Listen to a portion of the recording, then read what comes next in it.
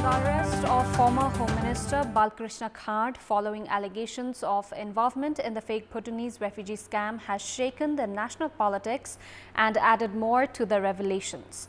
Leaders have flocked to the residences of party leadership to hold meetings, while CPN UML has suspended its leader Top Bahadur Rai Majhi, who has been absconding since an arrest warrant was issued against him.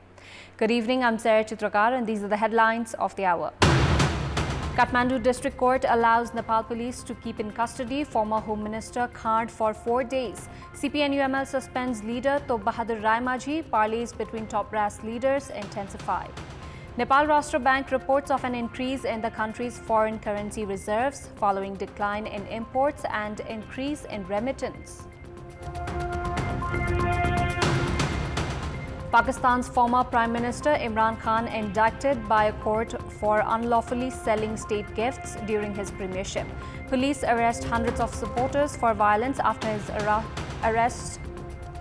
And it's AC Milan versus Inter Milan at a Champions League semi-final. First leg tonight, match to kick off 45 minutes past midnight.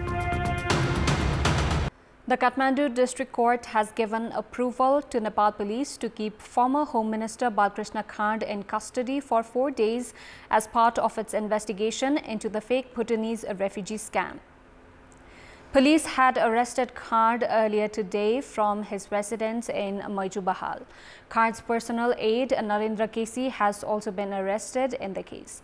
Nepal Police have so far arrested 10 individuals for their alleged involvement in the case. During police interrogation, the then Home Secretary Pandey, among a few others, had mentioned of Khadka's involvement in the scam. Top brass leaders of mainstream political parties have clarified that they and their parties will not attempt to influence the investigations on the fake Bhutanese refugee scam. Parleys between the top brass leaders of major political parties have intensified as the case has taken the national politics by storm. Discussion between Prime Minister and CPN Mao Centre Chairperson Pushpa Kamal Dahal, Nepali Congress President Sher Bahadur Deva and CPN UML Chair KP Sharma Oli took place this afternoon at the Prime Minister's office in Singhdarbar. All three leaders have expressed commitment in not influencing the case in any manner. Speaking with the media after the meeting, Prime Minister Pushpa Kamal Dahal said that the meeting did not dwell on the issue. The meeting also saw Deputy Prime Minister and Home Minister Narayan Kaji Shrestha in attendance. Meanwhile, Nepali Congress leader Ramesh Lekhak has said today's meeting discussed on the special committee formed to evaluate the laws for transitional justice and its parliamentary hearing. CPN UML has suspended its leader Top Bahadur Rai Majhi from the party in response to the allegations of his involvement in the fake Bhutanese refugee scam. The party issued a press release today to inform that the former Deputy Prime Minister has been suspended from the party. A meeting of the party secretariat held yesterday had directed Rai Majhi to cooperate with the investigation. Party General Secretary Shankar Pokhrel issued a press release saying that the party had reached the decision to support the ongoing investigation. Rai Majhi's son Sandeep is already in police custody since last Thursday for investigation. Pressure had mounted on CPN UML to take action against Rai Majhi following the arrest of former Home Minister Bal Krishna Khadka. Members of the House of Representatives have called for a fair investigation into the fake Bhutanese refugee scam at today's session of the House of Representatives. Addressing the zero and special hours of the House of Representatives, parliamentarians have urged the government to ensure fair investigation into the scam. Parliamentarians of both the ruling coalition and opposition suggested the government to proceed with the investigations without any hesitation. Nepali Congress parliamentarian Gagan Thapa said that the investigations should not be influenced by rumors and ongoing parleys between senior political leaders. Ensuring support from the party, CPN UML parliamentarian Prithvi Subba Gurung urged the government to focus on the investigations. Several other parliamentarians demanded for investigation into all controversial cases by forming a committee. Addressing the session, Rashtriya Prajatantra Party chairperson Rajendra Lingden said that the investigations should not be influenced by any activity and asked the government to update the parliament about the ongoing investigations. Meanwhile, Speaker of the House of Representatives Devraj Khimire has directed the government to inform the House about the fake Bhutanese refugee scam.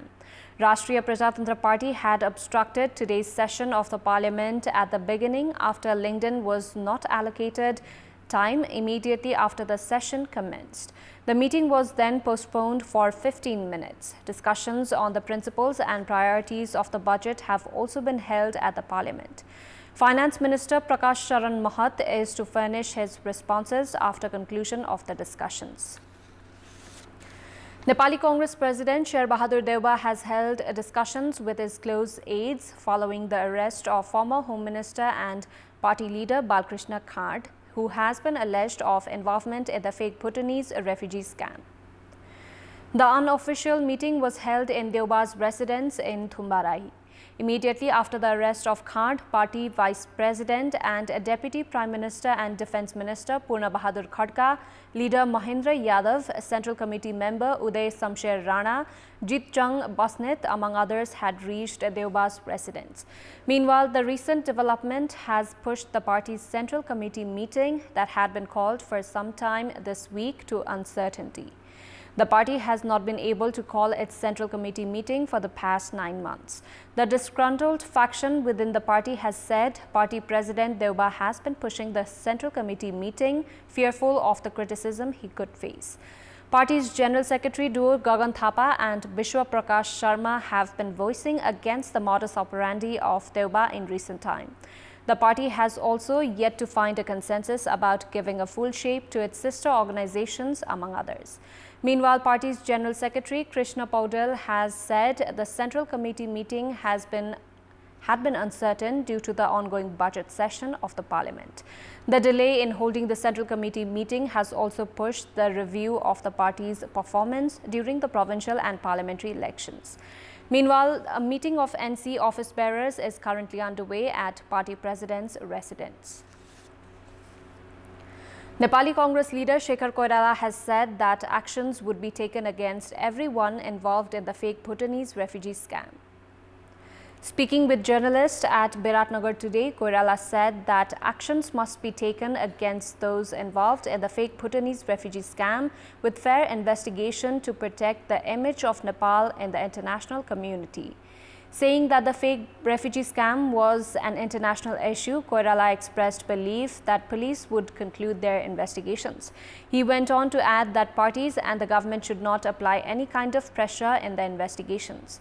12 individuals, including former Minister for Home Affairs Bal Krishna Khadka and then Home Secretary Teknaran Pandey, have been arrested so far for their involvement in the scam.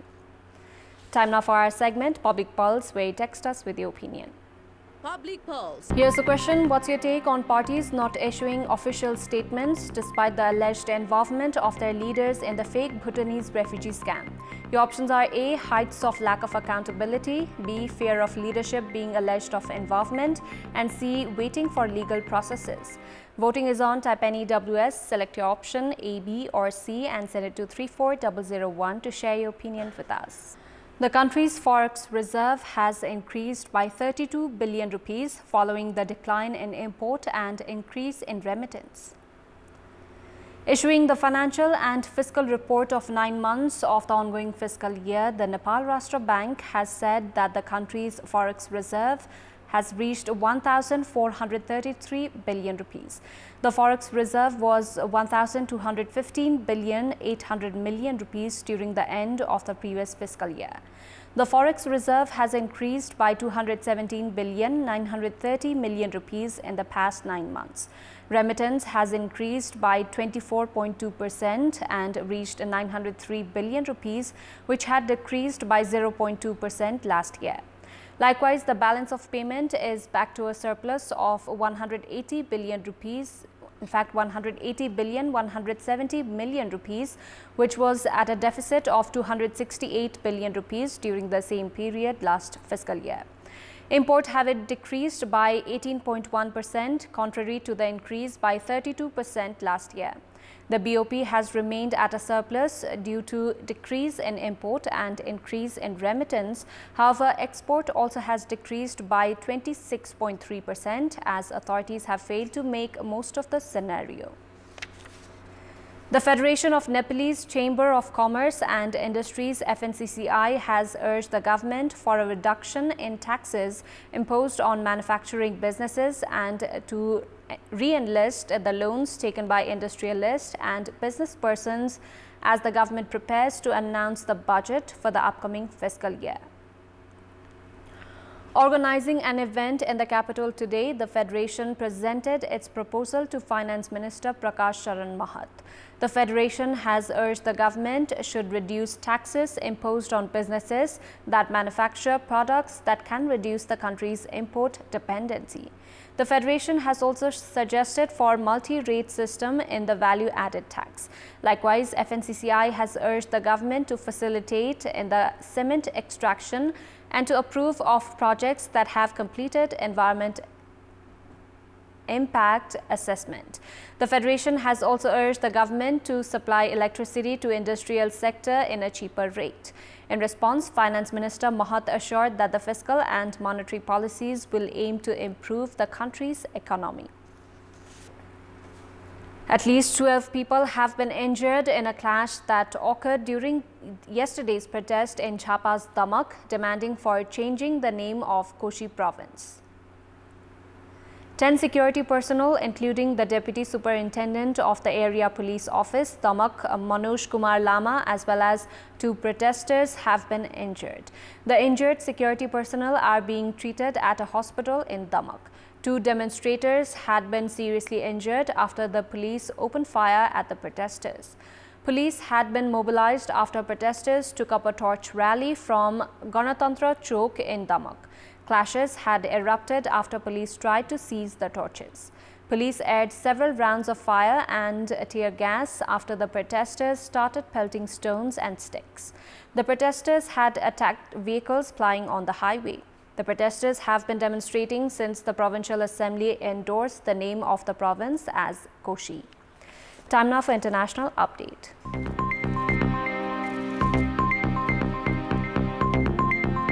Pakistan's former Prime Minister Imran Khan was on Wednesday indicted by a court for unlawfully selling state gifts during his premiership between 2018 to 2022.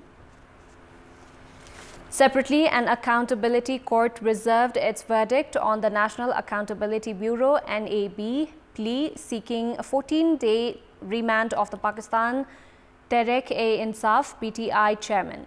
Both the hearings were held at the Islamabad police lines. Additional and District Sessions Judge Humayun Dilawar presided over the hearing concerning the Toshakhana case. The former Prime Minister was arrested yesterday by rangers on the orders of the NAB, an autonomous anti-graft agency, in relation to the AI Qadir Trust case.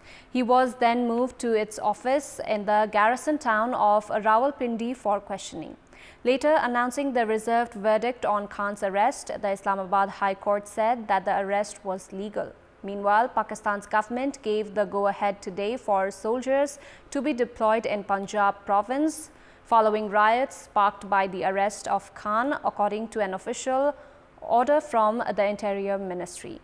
The order said the date and duration of the deployment, which was requested by the Punjab provincial government, had yet to be finalized, as well as the number of troops involved. Meanwhile, Imran Khan's party, PTI Senior Vice President Fawad Chaudhary, filed a petition challenging Khan's arrest in the Supreme Court amid tight security. At the outset of the hearing, the NAB sought a 14-day physical remand. However, the PTI lawyers opposed the request. Meanwhile, Pakistan today grappled with the aftermath of protests that erupted across the country following the arrest of its former Prime Minister Imran Khan yesterday. In various cities, including Khan's hometown of Lahore, buildings were burnt and debris, including charred vehicles, blocked the road, disrupting traffic. The former Prime Minister's party, Pakistan Tehreek-e-Insaf (PTI), on Tuesday called for nationwide protest, hours after Pakistan's anti-corruption agency arrested Khan at Islamabad High Court, prompting hundreds of Khan's protesters to block streets and major highways. The United Arab Emirates' COP28 president-designate Sultan Al Jaber has said the oil and gas industry should phase out its methane emissions by 2030 and had investment in technology was needed to develop carbon alternatives. Jaber was speaking in Abu Dhabi at the inaugural UAE Climate Tech Conference. The UAE is hosting the climate summit in December. Jaber also renewed calls for a tripling of renewable energy capacity to 11,000 gigawatts by 2030 and then doubling that again by 2040, but added that renewable energy was not the only answer to climate change. Jaber who also heads the state oil giant ADNOC, has argued since his appointment this year for a more inclusive approach to climate action that leaves no one behind, including the fossil fuel industry. His COP28 presidency involves shaping the conference agenda and negotiations between governments. Sports news. 11th edition of the Kantipur Half Marathon is slated for the 20th of May. This year's half marathon is set to be held with the theme Let's Go Green Together. The 11th edition is also set to include College Run, where students of colleges will cover a distance of 7 kilometers. In addition to College Run, the event will include half marathon, corporate and wheelchair races. Winners of the half marathon will receive 100,000 rupees each. Athletes securing up to the 6th position in each categories will receive prizes. The half marathon will begin from the office of the Kantipur Media Group in Central Business Park and traverse through Maitighar, Baneshwar, Jadibuti, Gathaghar before returning from Salaghari to Central Business Park via the same route. Gopichandra Parki had won the men's category, while Rajpura Pachai had won the women's category in the previous edition of Kantipur Half Marathon. That's all for the moment. Our next English bulletin will be at 10:30 tonight. Thank you for watching. Bye for now.